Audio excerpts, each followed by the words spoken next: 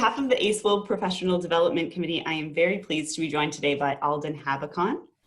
Alden is one of Canada's leading diversity and inclusion strategists and facilitators. He is well known in this field and highly regarded for his 14 years of impact, his innovative work around inclusive leadership, unconscious bias, and intercultural training. He works with leadership in a wide range of professions and sectors throughout Canada, including the legal community, social services, the public sector, municipalities, first responders, and large private corporations. He is currently a visiting diversity and inclusion fellow at the University of Delaware. Alden, welcome, and thank you for being here today. My pleasure. Thanks for having me. We are very excited and pleased to have you join us this fall to deliver your professional development series, Inclusion, Literacy, and Unconscious Bias. And today I've collected a few questions from our ACE-WIL members about your work and the upcoming session. Awesome. So many of our members have done diversity and inclusion training sessions before. What makes this one different? What do we have to look forward to that might be a bit unique about your approach? Yeah, great. I'm so glad to hear that. First of all, it's so nice to be able to speak to a friendly audience. So we'll be building on that. One of the things that I've tried to do very differently is make sure that I'm actually giving folks a technical understanding of when people feel included.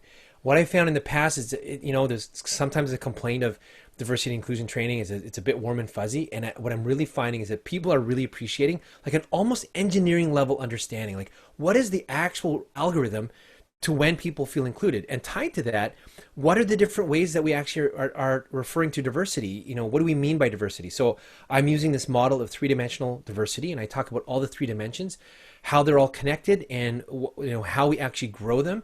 And what I'm finding is the better you understand from a very technical point of view how they all work together, the more likely we are successful in actually bringing in the more visible forms of diversity. Likewise, the more technical our understanding of inclusion, we can actually begin to evaluate if we're doing things in an inclusive way as an educator, if our students are experiencing an inclusive classroom without having to ask them to do the algorithm, do the math. All we really need to do is ask them the core questions, which is A plus B plus C. And so once you have that as a kind of fundamental background to all this, I actually feel like we're better equipped to actually facilitate and create and foster more inclusive educational experience. Awesome. Yeah. Super cool. Okay, so our next question, our membership at ACE-WIL BC is made up of work integrated learning practitioners. And as a work integrated learning practitioner, why should we be interested in disrupting our unconscious bias? How does this work go beyond our own practice and impact our students? Nice. Well, one of the things that we know, and particularly right now, is unconscious bias is real. It's a real thing. We also know that the experts that have been in this field for a long time have actually made it clear that the impact of unconscious bias training, the kind of the open-mindedness that the training creates, really only lasts 36 hours. So even if you've taken this training before, it needs to be repeated constantly.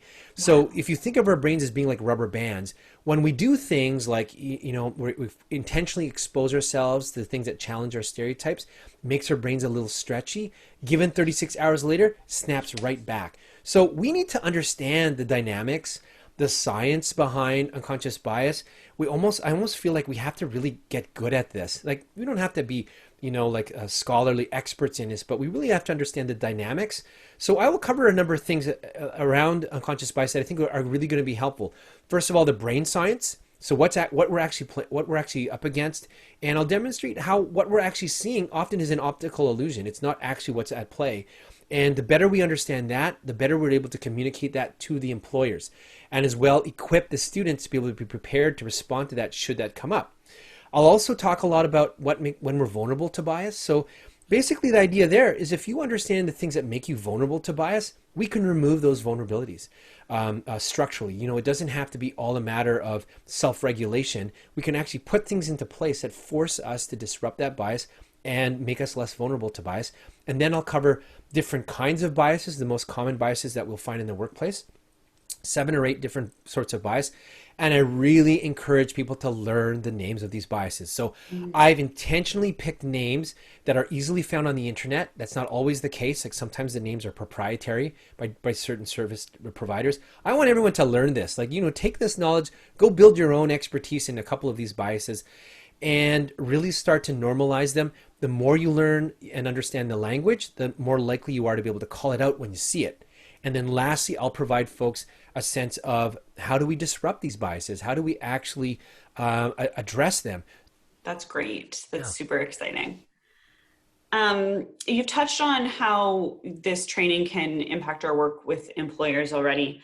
But is there any other insights you might want to share about how this will impact the work we do recruiting and, to educating our employers on how to recruit and hire students? Yeah, I genuinely believe that recruiters right now, a couple of things. Like, first of all, we know we're in a labor shortage right now. So recruiters right now, it's an employees market, right? So at the same time, recruiters want more diversity. They're seeing it. I'm working with lots of different kinds of employers, but they're not necessarily sure how to go about it. And because we can't see our biases, we may not be aware that our biases are getting in the way of bringing in more diversity, or that the systems is set up in such a way that's actually filtering out the diversity that we're wanting to bring in. And so what my hope is that in better understanding how biases work, that you as a practitioner are able to have more thoughtful conversations with employers that genuinely want to engage in a bias-free recruitment process. What does that even look like? Is it possible to do that? I'll also give some basic tips on some best practices or some promising practices on things that you can do structurally to slow the process down, to try to disrupt the bias as much as possible. And so my hope is that in just becoming familiar with these tactics, you're able to share those with the employer, try them. They don't always have the outcome we need, but it just gives you a sense of what that process looks like and how we might be able to create a less biased decision-making process. Amazing.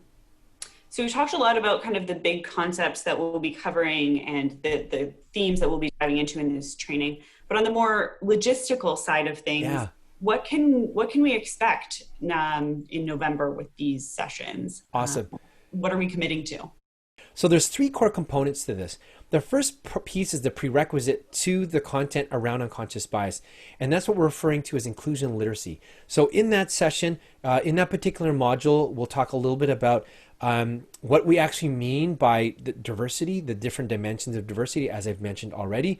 When people actually feel included, what are the traits of an inclusive educator? So you have a sense of what are the things you need to build on. And so try to keep that as technical and as practical as possible. We'll also cover the journey of institutionalizing more inclusive and less biased processes within an institution. And so what I'm finding is the better you understand the journey, the better equipped you are to actually follow through with the journey. So a lot of people get started and then they don't sustain it because they didn't realize, well, at this point, it's actually going to get hard, right? And so versus if we were going to climb a mountain, we would plan for it, right? We would know there were stops along the way, times when you'd have to rest, times you'd have to get ready for a really serious climb, and then we'd take a break. And so if we can map that out as thoughtfully as possible, you're better equipped, you're better prepared. And then we get into the unconscious bias content itself. So that's split up into two separate 90-minute modules. The first half will be focused on, as I mentioned earlier, the brain science, when we're vulnerable to bias, and we'll start to get into beginning to name the bias. The second half will be looking at what are similarly the journey to actually getting good at addressing bias. And what I'm finding, my biggest learning over the last year, is that cheat sheet, that list of to-dos, is different depending on where you are in your journey. So we're going to need to know where you think you are and determine which supports are most suitable for you. What we tend to do is jump right to the best practice, not realizing there's some internal work that needs to happen first in order for these promising practices to be effective. So we'll try to map that out, and then we'll go into some depth of what those promising practices are. And then the hope is that we've done so in a pretty reasonable amount of time. So we've got some time at the end, a substantial amount of time to actually do some Q&A. It's quite interactive, so there's lots of polls. I use a tool called menti.com. So there's lots of polling involved, lots of small group discussion as well. We'll use breakouts as well to make sure you're having the chance to talk with folks. And really, ultimately, what we need to do towards the end is draw out stories and examples of unconscious bias that you've experienced yourself. Sometimes it's hard to identify them because you don't know what they look like yet, but hopefully, as I've given you language of those different kinds of bias, all those examples will start to come to mind, and you'll begin to be able to use them as a teaching tool to educate employers on what bias looks like, and so that we're able to avoid it as much as possible. So that's essentially the structure. It's 3 parts, and each one has each module has a specific component, and they're all linked. I will get asked if they can just catch the last one versus doing all the 3. They do build on each other, so they are sequential, and so hopefully that answers that question too. It does. Thank you. And now I'm feeling really excited for November. Fantastic. Me too. Alden, thank you so much for being so welcome here today and for all your thoughtful answers. I know the ACE-WIL membership is very much looking forward to learning with you in November, and after our conversation today, I'm looking forward to it even more. So thank you again.